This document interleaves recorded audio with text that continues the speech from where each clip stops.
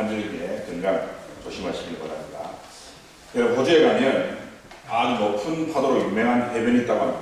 그래서 파도를 타고 즐기는 젊은이들에게는 환상의 해변이라고 그렇게 불리는 유명한 곳입니다. 그런데 워낙 파도가 높기 때문에 매년 이 파도에 휩쓸려서 죽는 사람이 생겨날 정도입니다. 그런데 그런데도 불구하고 수많은 젊은이들이 매년 그곳으로 몰려든다고 합니다. 어느 날 그곳에 사는 한 분이 그 사고를 보다 못해서 낡은 모터보트를 수리해서 해변가에 작은 음악을 짓고 늘 바다를 의시하면서 해변을 지키기 시작했다는 겁니다. 그래서 많은 젊은이들이 이 사람의 도움으로 죽을 고비를 넘기고 살게 되었다고 합니다. 그런데 그 선행이 알려지면서 이 사람을 돕겠다고 사람과 돈이 몰려들기 시작했다는 것입니다. 그래서 초라한 음악은 현대식 건물로 바뀌고 초라하고 낡은 모터보트는 제시식 장비로 교체되게 됩니다. 그리고 정치인들이나 관광객, 그리고 이 사람에게 구조된 젊은이들의 부모님과 형제들, 그리고 친구들이 감사하며 그것을 방문하기 시작했다는 것입니다. 그래서 간단한 수행복만 입으셨던 그 사람은 찾아오는 손님들을 맞이하기 위해서 복장을 갖춰야 했고, 오는 사람들에게 식사라도 대접하기 위해서 식당도 만들고, 그리고 먼 곳에서 오는 사람들을 위해서 숙소를 만들게 되었다는 것입니다. 그래서 그렇게 초라했던 음악이 현대식 해변 종합 클럽이 되고 찾아오는 방문객들에게 자신이 왜 이를 하게 되었는지, 왜 죽어가는 사람을 살리게 되었는지에 대해서 설명하기에 바빴다는 겁니다. 그 사람은 하루 종일 사람들과 만나서 식사를 하고 기념사진을 찍고 시설을 관리하는데 시간을 보낼 수밖에 없기 때문에 더 이상 사람을 구조할 수가 없었다는 것입니다. 여러분, 어떻게 생각하십니까? 바다만 쳐다보고 살아야 했던 사람이 관광객과 사진을 찍는 바람에 그 순간에도 해변에는 또다시 수많은 젊은이들이 죽어가고 있었다는 것입니다. 여러분, 이 이야기는 홍성호 목사님이 쓴 교회는 희망이다라는 책에 나오는 그런 이야기입니다.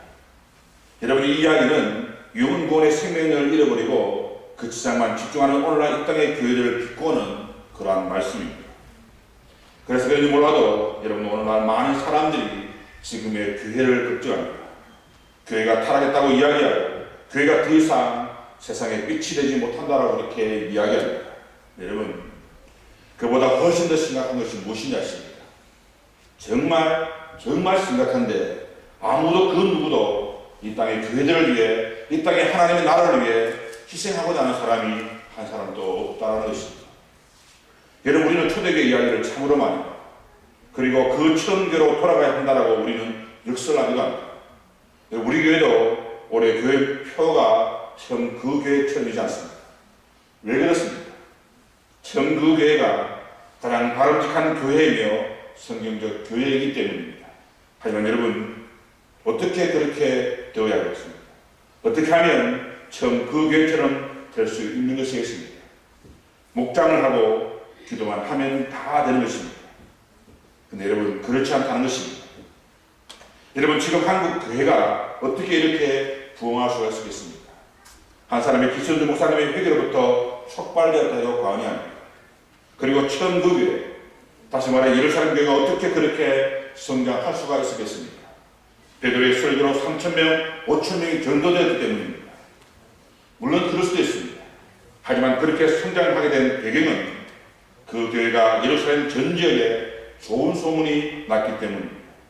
그리고 그렇게 되었던 것이 바로 그 당시 초대교회의 리더였던 바나바의 전적인 희생 때문에 가능했다라는 사실입니다. 여러분, 어느 한 원로 목사님께서 이러한 간증을 했습니다. 자신의 목회 40년을 뒤돌아보면 후회 연속이라는 겁니다. 그러면서 이렇게 이야기하셨습니다. 좋은 생각을 한다고 해서 좋은 사람이라는 것을 의미하는 것은 아니다. 좋은 생각을 하는 사람들 중에는 실제로 나쁜 사람이 더 많다. 특히 기독교인들이 내가 하나님의 뜻을 분별한다고 하면서 말은 멋지게 하고 멋진 글은 쓰지만 그 삶에는 실제가 없다. 언제나 진리는 예배에만, 말에만, 신학 속에만 있지 실제 삶 속에는 없다. 이것이 오늘날 한국교회의 수치이고 또한 나의 수치다. 여러분 어떻게 생각하십니까? 저도 마찬가지지만 40년이나 목회를 하시면서 남는 것은 오직 수치와 후회뿐이라는 것입니다. 지금의 한국교회가, 지금의 한국의 크리스찬들의 모습이 바로 이러한 모습이지 않을까 생각되어집니다. 그래서 하나님의 영광을 드러내기보다는 오히려 기독교인이 안티기독교인이 하는 하나님을 모독하는 집단들이 생겨나고 있는지도 모른다는 것입니다. 여러분, 오늘 말씀의 제목이 오직 사랑 안에서입니다. 여러분들이 이 단어가 어떻게 다가옵니까? 부담으로 다가오십니까? 아니면 행복 그 자체로 다가옵니까? 여러분, 우리가 읽은 이 에베소서는 신약 성경에서 교회를 가장 깊이 가장 잘 설명하고 있는 그러한 성경입니다. 그리고 그 중에서 오늘 우리가 읽었던 본문 말씀은 교회에 대한 정의, 사명, 그리고 그 구성원들의 역할을 너무나 잘 말해주고 있는 그러한 성경이라는 것입니다. 그럼 여러분, 오늘 본문에서 바울은 우리들에게 교회를 뭐라고 이야기하고 있는 것이겠습니까? 10절 말씀을 보게 되면 교회는 그리스도의 몸이라고 말합니다. 다시 말해 교회의 머리는 그리스도요, 교회는 그분의 몸이라는 겁니다. 근데 여러분, 이 그리스도의 몸이라는 말에는 두 가지 의미가 담겨져 있습니다. 하나는 몸은 철저히 머리의 명령대로 움직여야 한다는 것입니다. 여러분, 머리가 없는 몸이 있을 수 있겠습니까? 아닙니다. 몸이 있으면 반드시 머리가 있고 머리가 있으면 반드시 몸이 있는 것이 정상입니다. 그렇다면 몸은 반드시 그 머리의 지시를 따라야 한다는 겁니다. 그런데 몸이 그 머리의 지시를 따르지 않고 자신의 고집대로 자신의 생각대로 살아간다면 어떻게 되겠습니까? 여러분, 한번 생각해 보시기 바랍니다. 머리와 몸의 기능은 분명 다릅니다. 그런데 머리가 명령을 하는데 몸이 말을 듣지 않는다면 어떻게 되겠습니까? 머리가 가려고 하는데 발이 나 좀 쉬겠다고, 머리가 좀 먹자고 하는데 손이 귀찮아 움직이지 않는다면 그 몸이 과연 어떻게 되느냐는 것입니다. 그런 사람을 우리는 식물인간이라고 부를 겁니다. 여러분, 그렇지 않습니까? 예수님이 자꾸 이렇게 하자고 하는데 우리는 머리 따로 몸 따로 그런 식물인간처럼 그렇게 살아가는, 우리가 드리는 예배도, 우리가 드리는 말씀도, 찬양도 아무런 느낌 없이 그저 그렇게 예배 참석하고 시간을 보내는 그러한 사람처럼 보이게 된다는 겁니다. 여러분, 몇 해 전에 탤런트 김성민 씨가 식물인간이 되어서 5명에게 자신의 장기를 기증하고 장례를 치르는 것이 있었습니다. 여러분, 식물인간이 되고 내사 판정을 받았다는 것이 무엇을 말하는 것이었습니까? 도저히 소송이 불가능하기 때문에, 수술을 한 데에도 가망성이 없기 때문에 내사 판정을 하고 그렇게 죽게 되는 겁니다. 그런데 지금 우리가 머리 따로 몸 따로, 그래서 예배를 드려도 찬양을 해도 말씀을 들어도 아무런 느낌이 없다는, 다시 말해 식물인간이 되기 전에, 다시 말해 약으로 치료할 수 있을 때 우리는 그 약을 복용함으로 치료받는 우리의 삶이 되어야 한다는 겁니다. 그럼 여러분, 그 약이라는 것이 무엇입니까? 그것이 바로 신약과 구약이라는 겁니다. 그러면 여러분, 꼭 말씀에 바로 서서 하나님의 말씀에 순종함으로 내사 판정 받지 마시고 회복되어지는 여러분의 삶이 되어지길 바랍니다. 또한 중요한 사실 하나는 몸 또한 따로 떨어져 있는 것이 아니라 하나의 몸으로 연결되어 있다는 것입니다. 그래서 바울은 오늘 본문에서 그리스도의 몸에 대한 이야기를 하면서 우리라는 그러한 복수를 사용한 것입니다. 네, 여러분, 20세기에 들어오면서 교회가 가장 많이 사용했던 단어가 교회의 성장이라는 단어입니다. 하지만 여러분, 오늘날 한국 교회는 그러한 성장의 일변도가 아니라 이제는 교회를 단단히 세워가는 성숙의 단계로 접어들어야 한다는 사실입니다. 그래서 오늘 말씀에서 바울은 그리스도의 몸을 바로 세우기 위해서 우리들이 반드시 해야 할 일이 있음을 우리에게 말씀해 주고 있다는 겁니다. 먼저 바울은 교회는 다양한 직분이 있음을 말씀하고 있습니다. 11절 말씀을 보게 되면 그가 어떤 사람은 사도로, 어떤 사람은 선지자로, 어떤 사람은 복음 전하는 자로, 또 어떤 사람은 목사와 교사로 삼았다라고 말합니다. 여러분 보십시오. 정말 교회는 다양한 직분이 있지 않습니까? 다시 말해 올바른 교회를 세우기 위해서는 다양한 직분이 있어야 한다는 겁니다. 다시 말해서 교회는 목사만 좋았어도, 그리고 장로만 좋았어도 안 되고 성도만 좋았어도 안 되며 이 모든 것이 함께 협력할 때 올바른 교회로 세워진다라는 겁니다. 네, 여러분, 목사와 교사라는 이 헬라어 원어에 보게 되면 하나의 전면사로 묶여져 있음을 볼 수 있습니다. 다시 말해서 목사는 곧 교사라는 겁니다. 그래서 브루스라는 신학자가 이 부분을 이렇게 해석했습니다. 가르치는 이런 목회 사역의 필수적인 부분이다. 그러므로 목사와 교사라는 두 용어가 서로 결합하여 한 가지 사역을 의미하는 것으로 보는 견해가 옳다라고 말합니다. 무엇을 말하는가 하면 올바른 교회를 세우기 위해서는 먼저 우리들이 배워야 한다는 겁니다. 그런데 이게 요즘 한국 교회의 가장 큰 문제점이 문제아십니다. 그래서 우리가 너무나 많이 안다는 겁니다. 왜냐하면 말씀의 홍수 속에 살고 있을 때도 과언이 아니기 때문에. 여러분, 정말 세밀하게 따져보면 더 큰 문제가 있음을 우리는 분명히 알 수 있습니다. 그것은 정말 그 사람들이, 많이 알고 있는 사람들이 정말 그렇게 많이 알고 있냐라는 겁니다. 그런데 문제는 그렇지 않다는 겁니다. 왜 그런지 아십니까? 자기가 듣고 싶은 것만 듣기 때문입니다.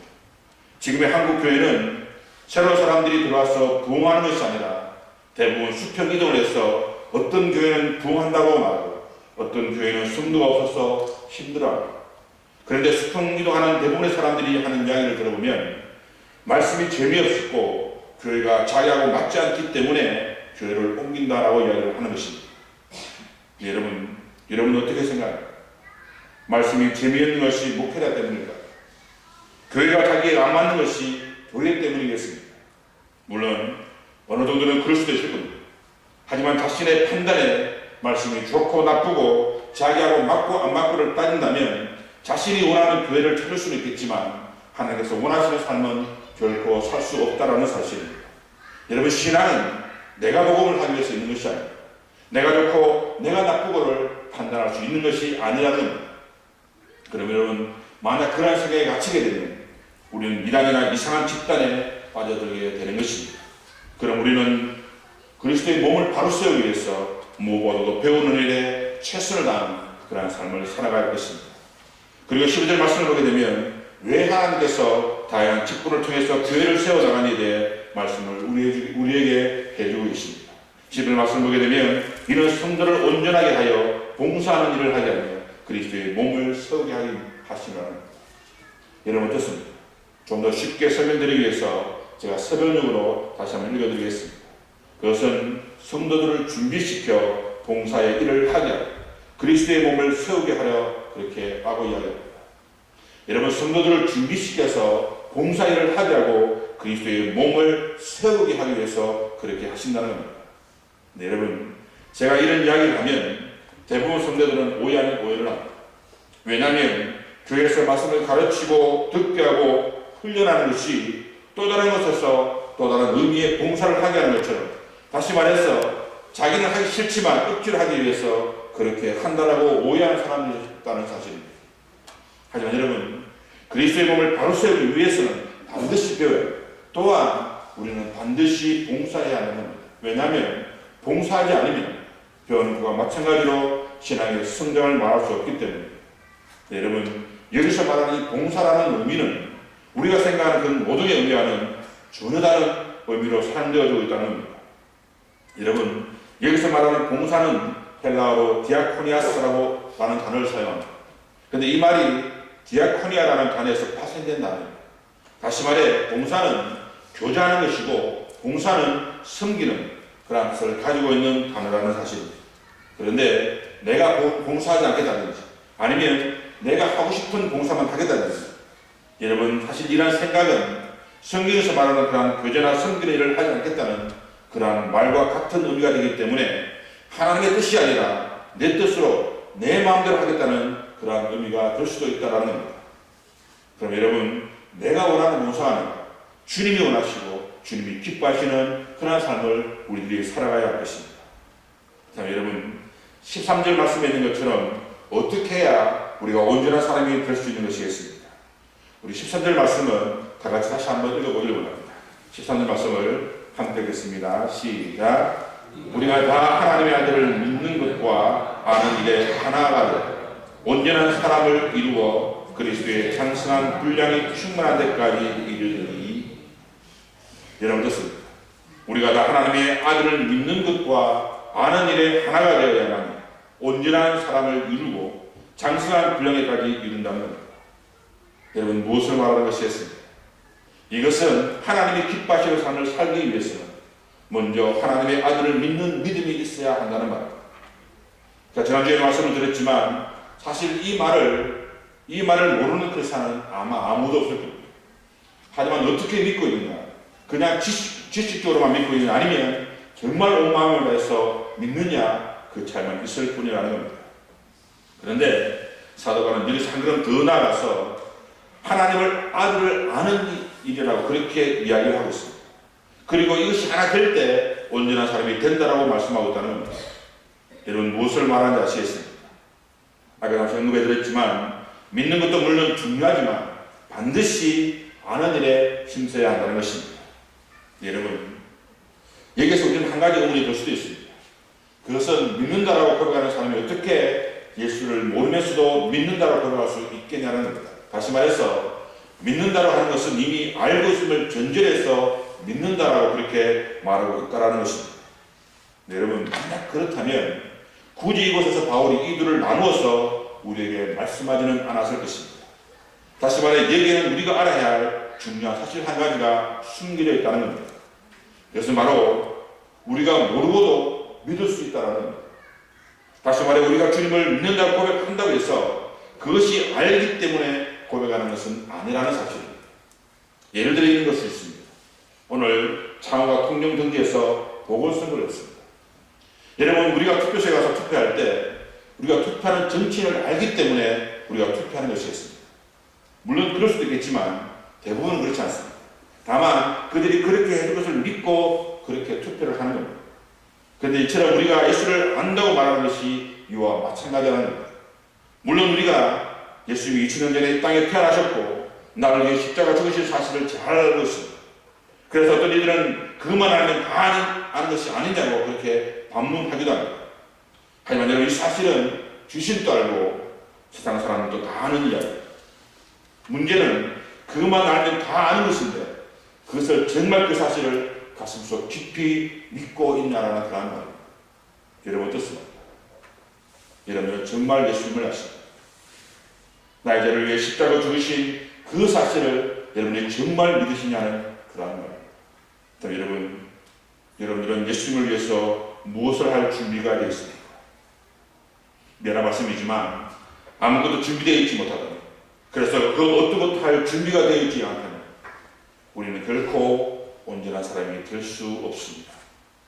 그리고 또한 하나의 중요한 단어가 그것이 바로 장성한이라는 단어입니다. 여러분 이 장성한이라는 단어에는 헬라어로 헬디캬스라는 단어를 사용합니다. 그런데 이 말에는 두 가지 의미로 사용되어지는 단어입니다. 하나는 나이를 의미하는 것으로 그리스도인이 유년기를 벗어나서 연령이 영적으로 성숙한 분량에 이르는 것을 시사하는 그러한 단어입니다. 그리고 두 번째는 키를 의미할 때 사용됩니다. 이 경우는 그리스도인들이 영적으로 능력이 채워져야 함을 시사하는 그러한 단어라는 겁니다. 그러면서 14절 말씀에서 그리스도의 장성한 분량에 이르기까지 성장해야 할 이유를 우리에게 말씀해 주고 있는데 우리가 이제부터 어린아이가 되지 아니하며 라고 말합니다. 다시 말해서 우리가 어른이라고 생각하면 결코 하는 일이 어린아이 같아서는 안 된다라는 말입니다. 그런데 오늘날 많은 그리스도인들 중에서는 계속적으로 먹여달라고만 하지 자신이 그 음식을 먹으려 하지 않는다라는 겁니다. 지난번에 어떤 목사님께서 이런 말씀을 하셨습니다. 성도는 어느 정도 젖을 먹었으면 반드시 자신이 말씀을 먹는 단계가 있어야 한다. 그래야 성장한다라고 말씀을 하셨습니다. 다시 말해 내가 먹어야 하는 겁니다. 그런데 우리는 자꾸 어른이면서도 어린아이들처럼 누군가 먹여주기를 바라고 그렇게 살려고 하는 사람들이 있다라는 겁니다. 그러나 여러분 남이 먹여주는 것으로는 결코 장성한 분량까지 성숙할 수가 없습니다. 다시 말해 교회는 성숙한 그리스도인들의 살아가는 그런 사람들을 위해서 부흥하는 것이지 교회에 오래 다녔다고 해서 교회가 부흥하는 것은 결코 아니라는 겁니다.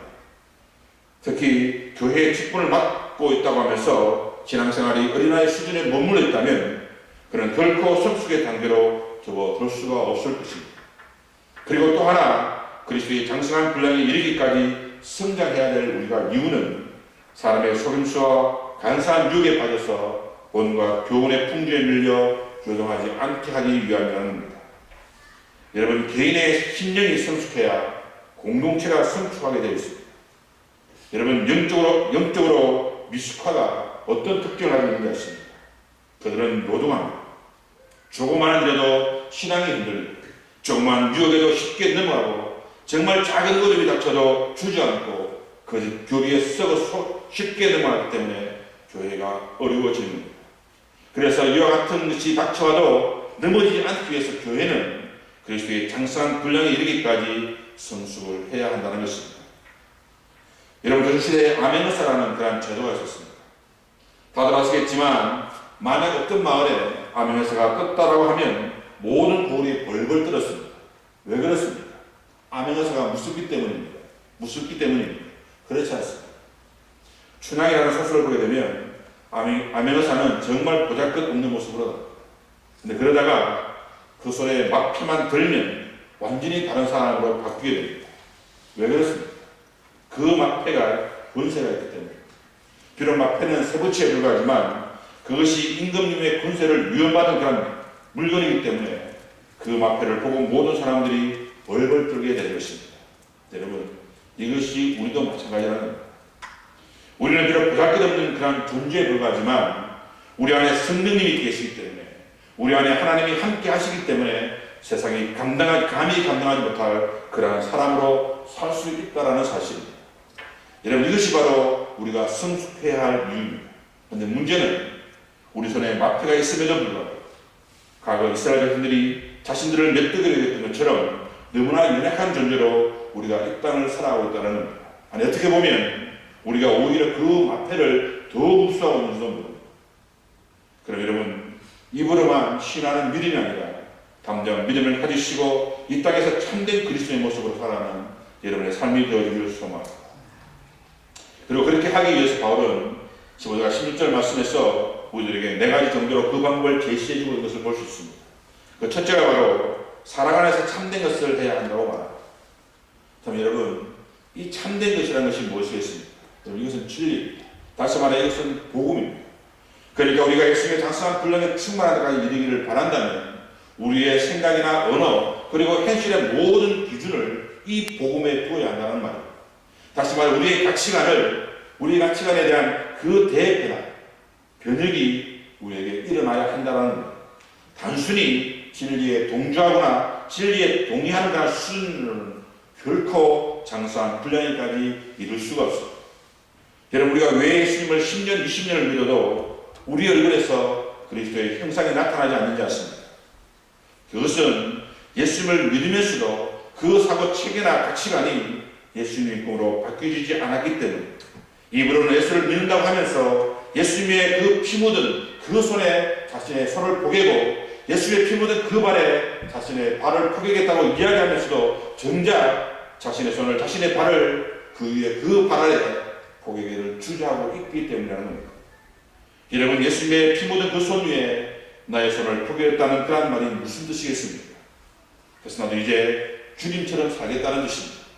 나도 이제 내 모든 것을 주님 위에 드리겠다는 그런 의미의 찬양이라는 겁니다.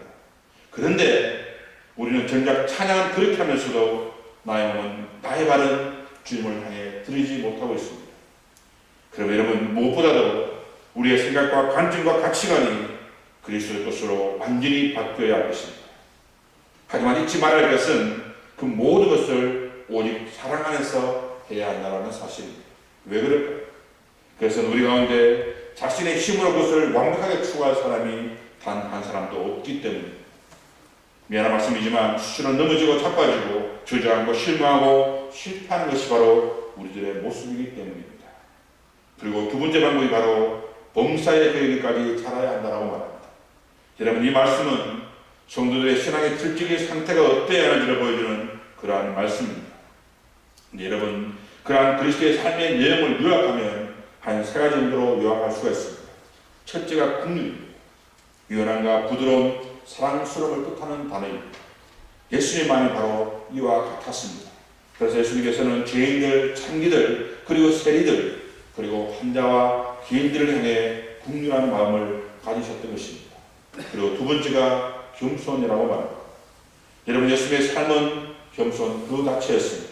성경에 보게 되면 하나님과 동등됨을 취하지 아니하시고 자기를 비워 종의 형체를 가지셨으며 하나님이면서도 사람과 같이 되셨고 죽기까지 복종하셨다라고 그렇게 말합니다. 여러분, 이것이 바로 우리가 가져야 할 겸손의 모습입니다. 그리고 마지막으로 섬김이라고 말합니다. 여러분, 예수님께서는 단 한 번도 섬김을 받으려 하지 않으셨습니다. 그래서 여러분, 이것이 바로 복음이며 이것이 바로 그리스도인들이 지녀야 할 삶의 모습이라는 겁니다. 그리고 교회가 성숙하기 위해서 세 번째 방법으로는 온몸이 각 마디를 통하여 도움을 받음으로 연결되어 결합되었다라고 말합니다. 여러분 어떻습니까? 여기에서 중요한 단어는 마디입니다. 그런데 이 마디를 헬라에서는 하퍼라고 이렇게 하는데 이것은 결속되었다라는 뜻입니다. 다시 말해 성숙한 교회가 되기 위해서는 그리스도를 통해서 서로 결속된 공동체가 되어야 한다는 겁니다. 그리고 뭐라고 말씀하고 있습니까? 교회는 각 지체의 분량대로 역사하여 그 몸을 자라게 하여 사랑 안에서 스스로 세운다라고 말합니다. 여러분 이 말씀은 성도는 교회의 지체로서 각 지체가 갖고 있는 독특한 역할을 수행해야 함을 우리에게 시사해주고 있는 말씀이라는 겁니다. 그리고 그것은 사랑 안에서 스스로 세운다라는 겁니다. 다시 말해 오직 사랑만이 우리를 올바른 그리스도인으로 세울 수가 있다라는 그러한 말씀입니다. 사랑하는 여러분, 우리는 그리스도의 몸을 세울 의무가 있음을 우리는 기억해야 합니다. 그리고 그것은 결코 혼자서는 할 수가 없습니다. 그래서 각 지체가 있고 뼈들과 관절을 통해서 서로 연결됨으로 그 모든 것을 할 수 있다라고 우리에게 말씀해 주고 있는 것입니다. 여러분 이것이 바로 오늘 바울이 우리에게 하고 싶은 그런 핵심의 요지입니다. 그러면 여러분 방문자의 삶이 아니라 함께하는 여러분의 삶이 되기를 원합니다. 불을 끄는 소방수가 아니라 불을 피워 그 장작을 그 속에 엮는, 그래서 활활 타오르게 만드는 여러분의 삶이 되기를 원합니다. 그렇게 할 때만이 올바른 성장이 있고 올바른 성숙이 있는 것입니다. 여러분 혹 지금 여러분들은 주님의 은혜로 충만하십니다. 내 하나님 문지기라도 좋사오니 이렇게 고백했던 이스라엘의 어느 시인의 고백처럼 그런 감동으로 그렇게 살고 있냐는 것입니다. 여러분 지금 우리들은 계속적으로 사순절 새 특별 새벽 기도로 함께 은혜를 나누고 있습니다. 물론 힘들고 어렵고 귀찮고 나 하나쯤, 하지만 여러분 주님께서 하신 십자가의 길이 만약 그랬다면, 그래서 우리가 그 일을 하지 않아도 되었다면 우리는 영원히 죽을 수밖에 없는 그러한 사람으로 살게 될 것입니다. 여러분 지금은 은혜 받을 만한 때고 지금은 구원의 날입니다.